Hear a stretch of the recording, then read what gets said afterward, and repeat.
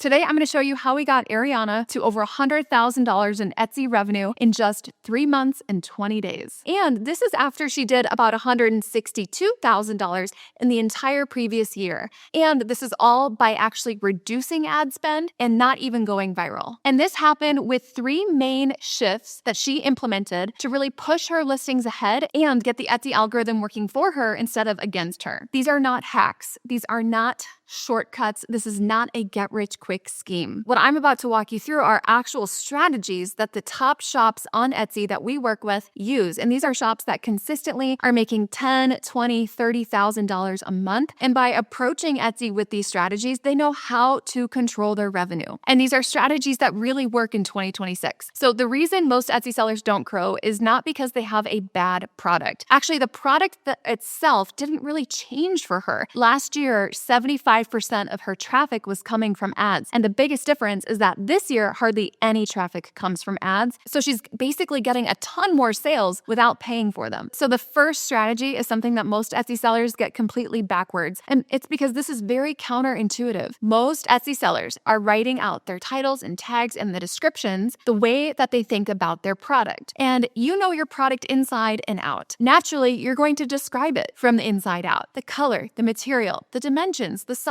the style. That is product-centric SEO, not customer-centric SEO. And the people searching on Etsy, they are not necessarily searching for your specific exact product. They might be searching for a solution to something. They might be searching for an outcome, and they're not typing in the details of your specific product. Think about the last time you searched for something on Etsy. You probably were not typing in something like 11-ounce ceramic mug with floral print in sage green and dusty pink. You were typing in something like gift for my best friend, or Mother's Day gift from daughter, or home office decor for women, or remote employee gift. You were describing the problem you needed to solve, or the moment you were shopping for, or maybe the recipient you were buying it for. And that is customer-focused SEO. And by the way, this changes your titles, it changes your tags, your descriptions, it changes which buyers find you, how ready they are to purchase. So this doesn't just impact traffic, but also conversion rate. And proof of this is with Ariana, where she saw a 15% conversion rate in 1 day in her shop. That tells you that she's not just getting extra free traffic, it is the right traffic, and that traffic is ready to buy. Now let's get tactical about how this actually works inside of your listings. Your title, you have 140 characters, and every single character is valuable SEO real estate. And what we want to do with those 140 characters is really link together as many long tail keywords as possible. And long tail keywords are 3 to 5 word phrases that are actually what people search to find what your product provides. When you chain these long tail keywords together so that basically the last word of one long tail keyword is the starting word of another long tail keyword, you really multiply how many sets of search results you're going to show up under. And we're not wasting any space or repeating keywords. Let's say oversized new mama shirt for postpartum gift. Okay, well, this captured the long tail keywords oversized new mama shirt and new mama shirt for postpartum, as well as shirt for postpartum gift. So those words gave me 3 long tail keywords. And note that these are all keywords that are relevant. And so what you don't want is keyword stuffing, where you're just packing together a bunch of short single or 2 word phrases in a row. You don't want internal names for your products. So if you have like the golden hour collection, well, no one is going to be typing that in. And instead you're describing what it does, who it's for, and really what moments or events or occasion or place, like location, it belongs in. There's also a structural rule that most sellers get wrong, and this is that customers search by general to specific, not specifics to general. Here's an example. Customers would type in digital planner for teen, not teen digital planner. Or for example, baby shower gift idea, not gift idea for baby shower. So think about it this way. The noun comes first and the descriptors follow. You want to think like a buyer who is just starting their search, not a seller who already knows exactly what they just made, okay? And your tags need to mirror this logic. And you're going to use all 13 tags, and you're not going to repeat the same 2-word phrase across multiple tags. That's wasted space, and each tag should capture different searches. And I always hear people say, long tail keywords don't fit in tags. Cut the long tail keyword in half. Put half of it in one tag, half of it in the next tag. That works too. So the goal here is to show up under as many different sets of search results as possible, not to just dominate one search term. So every single listing should have 8 unique long tail keywords, so you're not competing with each other. So once you update all of your listings with customer-focused SEO, you should be seeing changes in your stats within 3 to 4 weeks. Sort your listings from lowest traffic to highest, and these bottom listings are your most urgent ones to rewrite. So start with the worst listings and move to the strongest listings. If you have a bestseller badge, I would not change the SEO. I would copy that listing and then have new SEO on the copy of that listing. If you are describing the product, rewrite it with the customer's search intent in mind. But here's the thing, even with perfect SEO, there is a ceiling on how fast you can grow if Etsy doesn't see enough order activity happening, which brings us to our second strategy. And this is one that directly controls order velocity. We want more orders in a compressed period of time. So the speed of your orders coming in. Most Etsy sellers think about their shop like a storefront. They put up their listings, they do their SEO, and then they wait. And they wait. They are too patient. And this can keep you stuck in a just trickle of sales. Etsy's a business. They make money when there's transactions. So they are going to prioritize and promote the sellers who generate the most transactions. High order velocity is a good signal to Etsy that your shop is worth promoting. So Etsy looks at your order velocity from a shop level, not just a listing level. A few listings doing really, really well, having high order velocity can create great conditions for your other listings to start to do better. So now we have the question of how do we increase order velocity, especially if you don't have any traction on Etsy. You have hardly any sales. Well, the answer here is the loss leader strategy. And a loss leader is a low price point, low margin product. You're not going to lose money on it, but it's also not going to pay your mortgage. Maybe you're making like $1 per transaction. And the whole goal is to generate a high volume of orders so that it signals to Etsy's algorithm that your shop is active in converting people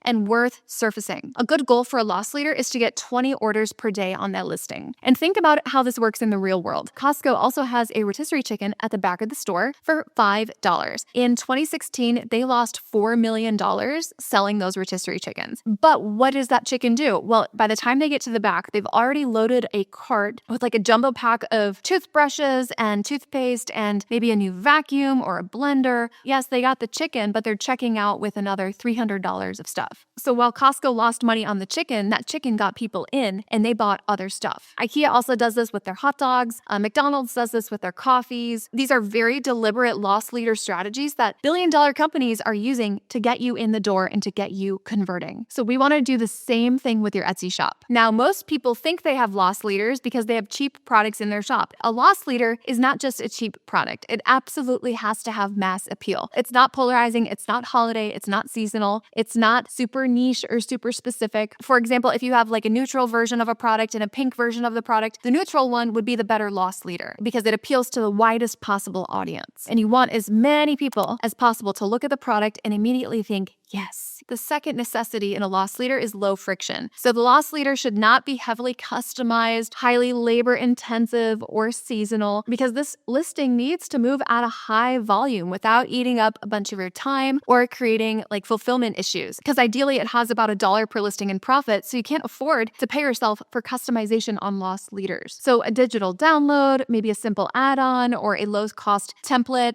maybe a small physical item, that could work well. The sourced and hand-picked categories work great for this. But anything that requires personalization or customization, that would not be a good loss leader. And you always want more than one loss leader. I recommend having at least 20 loss leaders in your shop. So for me, I had about 933 listings on Etsy, and 146 of my listings were loss leaders. Now, out of my $1,703,000 in revenue on Etsy, $90,870 came from loss leader sales. Out of my 26,100 orders on Etsy, 7,583 orders were loss leader orders. So that's like 29% of my total transactions were loss leaders. So basically, you definitely want way more than one loss leader. And all of your loss leaders should capture different search results. Otherwise, you're just competing with yourself and creating more dead listings for your shop. A loss leader should be the opposite of a dead listing. It should be cranking out 20 sales a day. And once you start hitting that 20 orders per day in your loss leaders, just watch what happens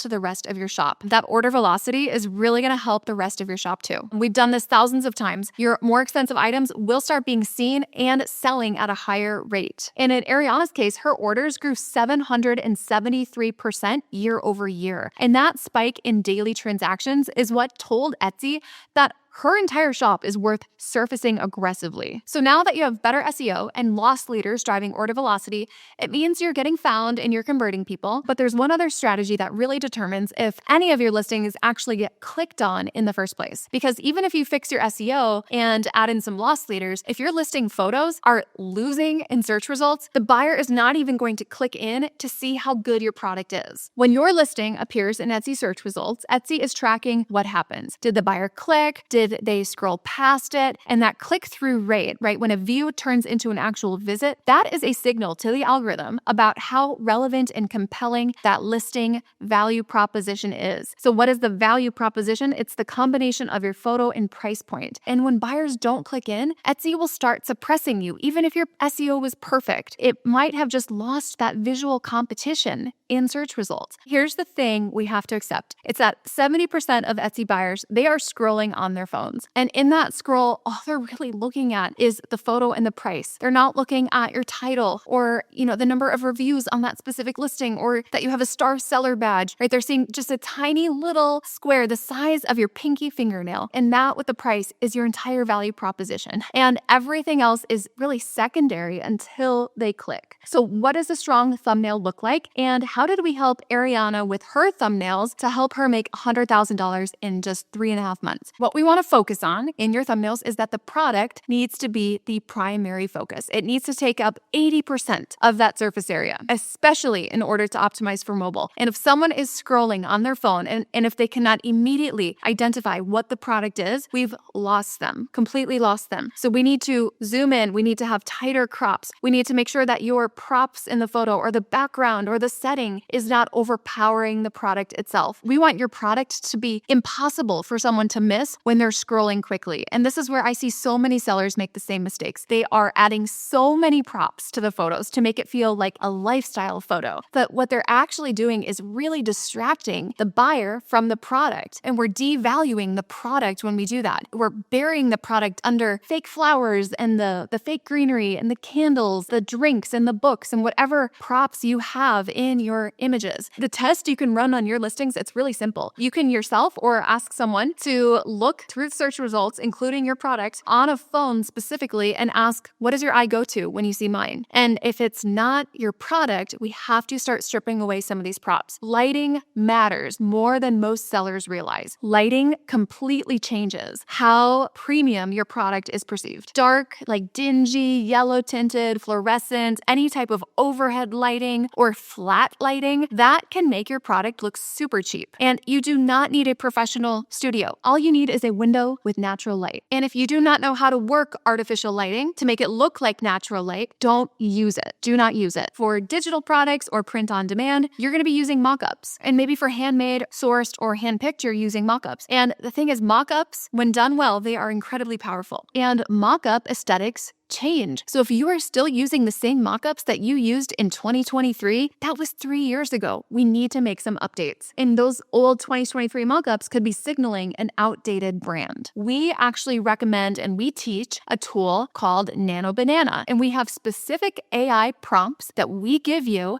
to create very professional looking mock-ups without needing a full photo shoot or expensive design software. Ariana did a lot of this exact work on her photos, clean compositions, elevated lighting, and her clicks and traffic grew significantly. And this means that your free organic traffic that costs nothing is going to increase. Let me bring this all together. The power of these strategies is not in one specific strategy that's isolated. The power in these strategies is really how they stack on each other. When you're running them all at the same time, you can see the type of momentum and growth that Ariana saw. She was in our high revenue coaching group. She joined our personalized private coaching where we worked closely with her. She had 2 to 3 coaches assigned to her shop plus myself, and we worked very closely with her to help her turn her shop around. If you would like personalized guidance for your specific shop, your specific customers, and maybe it's trying to figure out what can you sell that would get you results like that, we can help you with that. If you'd like to have a free call with us to just chat about your shop, your struggles, your goals, and really where the gaps are and where the priorities should be, and we can put together a custom plan to really fit your learning style and your budget. Some of you